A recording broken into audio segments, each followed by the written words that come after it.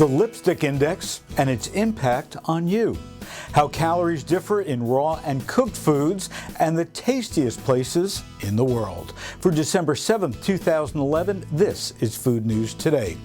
Good morning. We're now streaming on our Supermarket Guru Facebook fan page and on foodnewstoday.com.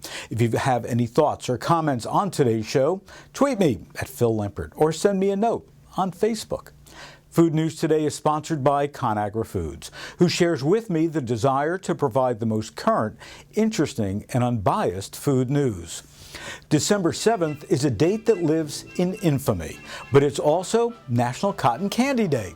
It's also the feast of St. Ambrose of Milan, the patron of beekeepers. Really? The patron of beekeepers? Hey, I was just in Milan.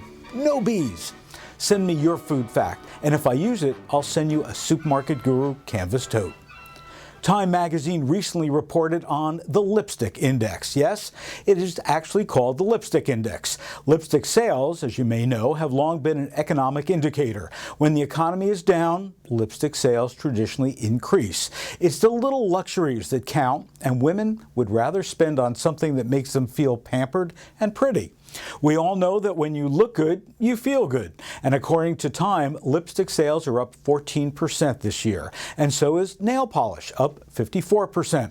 Home hair color also up. And in this case, even men are included. Men's home hair color sales reached almost $115 million last year. That's a 50% increase in just 5 years. I guess more of us are going gray these days. The rise in do-it-yourself everything is allowing consumers more freedom to try less expensive salon-type treatments at home. Just begging the question, how many will trust their long flowing locks to their own skill and to a box? And while lipstick is for the outside, the trend continues to the inside of our mouths.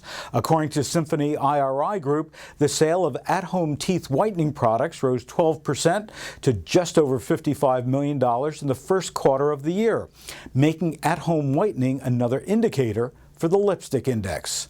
In foods, consumers are spending more on wine, up 14%. Wine is considered an affordable luxury, according to the Wine Institute, or maybe we're just consuming more wine to cope with the economic situation. Better times might just be around the bend. The 4-day weekend that included Black Friday brought in a record $52 billion, up 16% from last year, according to a survey by the National Retail Federation. The rest of the holiday season will likely bring more lipstick, nail polish, hair color, and teeth whitening. But the question is just, what are the other luxuries that shoppers will splurge on during this season? I know if I was to travel to some of the Lonely Planet's tastiest places, I would definitely splurge. I mean, I would have to try the spices in a Turkish spice bazaar, wouldn't you? What about gelato in Italy? Or sushi in a Japanese market? And of course, eating chocolate to my heart's content in Belgium. Now, the book is out, Lonely Planet's 1,000 Ultimate Sites, and along with historic sites, natural wonders, architectural masterpieces, and wildlife spectacles, the lucky travel editors, who, by the way, actually have to travel to all these places that they write about, unlike in some other guidebooks, have included culinary food stops. Cheese lovers are advised to make it out to the Roquefort Caves of France, where the blue-veined cheese has been aged for centuries. For travelers who are a bit more adventurous, the Donghuman Night Market in Beijing is a sensory feast, or rather a kaleidoscope food zoo of all the Chinese food you would wish to try. But while there are no fortune cookies in China, there are candied insects and scorpions on a stick. Let me know where you've visited and what are the foods that you've tried and want to share. I'd love to hear about it.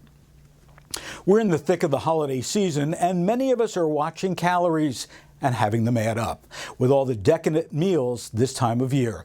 But a recent study from Harvard found that the amount of energy in food depends not only on the calorie content, but how it's prepared. We know that the composition of food, its vitamins, minerals, and even macronutrients are more or less bioavailable after the cooking process. Evolutionary biology researchers striving to understand our history and just how cooking food plays a big part in our evolution looked into how different diets, raw versus cooked, affected the body composition of mice. The researchers found that pounded meat and potatoes caused more weight gain than raw food, and that cooking increased people's weight the most. Cooking food actually boosts the amount of energy that our body can get from the food. It's more easily digested, more easily assimilated, and the excess can be stored in our bodies. The extra calories that cooking makes available may have allowed the survival of human beings with larger bodies and more complex brains, starting around 2 million years ago. Cooking allowed humans to obtain more energy from a smaller quantity of food.